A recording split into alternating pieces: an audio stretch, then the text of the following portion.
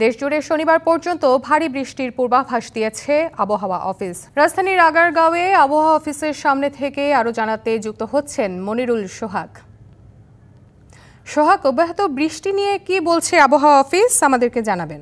আপনি জানেন যে আসলে টানা বৃষ্টি এটি কিন্তু চলছে এবং আবহাওয়া অফিস যেটি জানিয়েছে মূলত ভারী বৃষ্টি থেকে অতি ভারী বৃষ্টি, অর্থাৎ সেটি প্রায় ৪৫ মিলিমিটার প্রতি ২৪ ঘন্টায় থেকে শুরু করে প্রায় ৮৯ মিলিলিটার পর্যন্ত বৃষ্টি কিন্তু হতে পারে এবং এটি কিন্তু আসলে যদি সেটি ৯০ বা ৮৯ মিলিলিটার বৃষ্টির কাছাকাছি হয় সেটি কিন্তু আসলে অতি ভারী বৃষ্টি হিসেবেই চিহ্নিত করে আবহাওয়া অফিস এবং সেক্ষেত্রে কিন্তু জলাবদ্ধতা হতে পারে কোথাও কোথাও। সেক্ষেত্রে যে পাহাড়ি এলাকা রয়েছে সেখানে কিন্তু ভূমিধসের বা পাহাড় ধসের যে আশঙ্কা রয়েছে সেটিও কিন্তু আবহাওয়া অফিস জানিয়েছে। তবে ভারী বর্ষণজনিত কারণে ঢাকা, চট্টগ্রাম, খুলনা মহানগরীতে জলাবদ্ধতা, অস্থায়ী জলাবদ্ধতা সেটির শঙ্কাও কিন্তু আবহাওয়া অফিস করছে। মূলত দক্ষিণ পশ্চিম মৌসুমী বায়ুর সক্রিয়তার কারণে কিন্তু এই যে বৃষ্টি হচ্ছে এর মধ্যে ঢাকা, চট্টগ্রাম, খুলনা এবং বরিশাল বিভাগ, এই 4 বিভাগে মূলত বেশি বৃষ্টি হওয়ার পূর্বাভাস রয়েছে আবহাওয়া অফিসের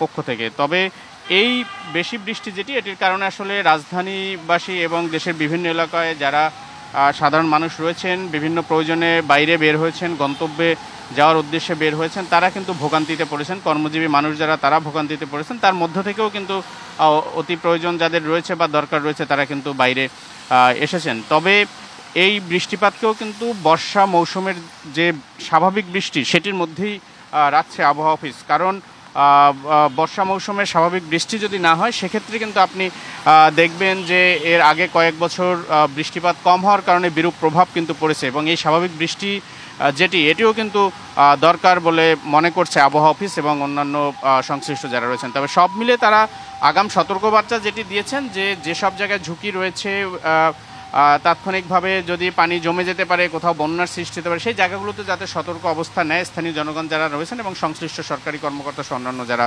রয়েছেন বা যে দপ্তরগুলো রয়েছেন। তো এই ছিল মূলত আবহাওয়ার এখনকার পরিস্থিতি এবং যে বৃষ্টি চলছে এটি আগামী আরও কয়েকদিন চলতে পারে বলে পূর্বাভাস রয়েছে আবহাওয়া অফিসের। সোহাগ, ধন্যবাদ জানাচ্ছি আপনাকে। অবিরাম বৃষ্টির কবলে দেশ, বিভিন্ন জায়গায় তলিয়ে গেছে জনপদ। রেকর্ড বৃষ্টিতে ফেনীর ফুলগাজী এবং পরশুরাম উপজেলার মুহুরী, কুহুয়া এবং সিলোনিয়া নদীর বেড়িবাঁধ অন্তত 11টি স্থানে ভাঙন দেখা দিয়েছে। এতে 25টি গ্রাম প্লাবিত হয়েছে। তলিয়ে গেছে সাতক্ষীরার নিম্নাঞ্চল, নোয়াখালীর বেশ কিছু নিম্নাঞ্চল এবং কয়েকটি সংযোগ সড়কে পানি উঠেছে। ভারী বৃষ্টিতে খাগড়াছড়ির নিম্নাঞ্চল প্লাবিত হয়েছে। রাত থেকে ফেনীতে বৃষ্টি কিছুটা কমলেও মুহুরী নদীর পানি বিপদসীমার 85 সেন্টিমিটার উপরে বইছে। পানির তোড়ে ফেনীর সাথে পরশুরাম সড়কে যান চলাচল বন্ধ হয়ে গেছে। জেলার 2 উপজেলায় প্রস্তুত করা হয়েছে আশ্রয়কেন্দ্র, খোলা হয়েছে কন্ট্রোল রুম। এদিকে বৃষ্টিতে সাতক্ষীরার পরিস্থিতির আরও অবনতি হয়েছে। বসতবাড়িতে ঢুকেছে পানি, ভেসে গেছে ফসলের ক্ষেত, মাছের ঘের। নোয়াখালীতে এখনও থেমে থেমে বৃষ্টি হচ্ছে। মাইজদির শহরের বিভিন্ন সংযোগ সড়কে জলাবদ্ধতা সৃষ্টি হয়েছে। প্রবল বর্ষণে খাগড়াছড়ি নিম্নাঞ্চল প্লাবিত হয়েছে। তবে বৃষ্টিপাত কমায় কক্সবাজার, টেকনাফের বিভিন্ন গ্রামের পানি নামতে শুরু করেছে।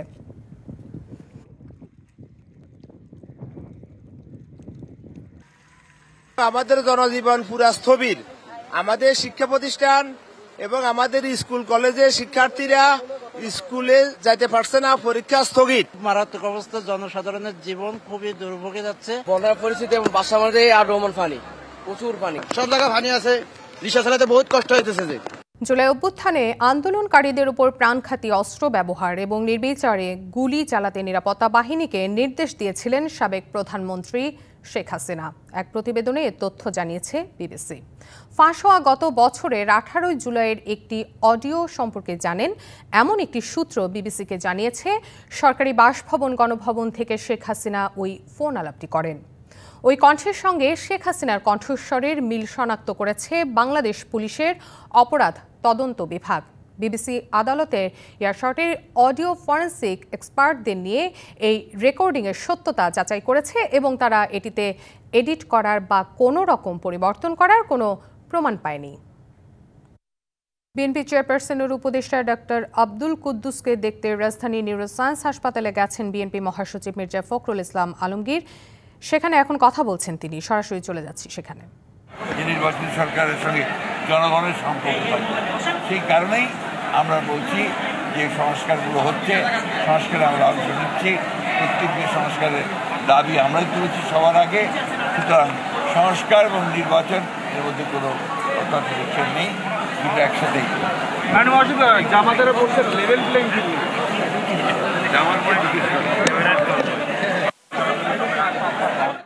বাংলাদেশি পণ্যের উপর যুক্তরাষ্ট্রের বাড়তি শুল্ক আরোপের বিষয়টি নিয়ে আজ ঢাকা ওয়াশিংটনে বৈঠক হবে।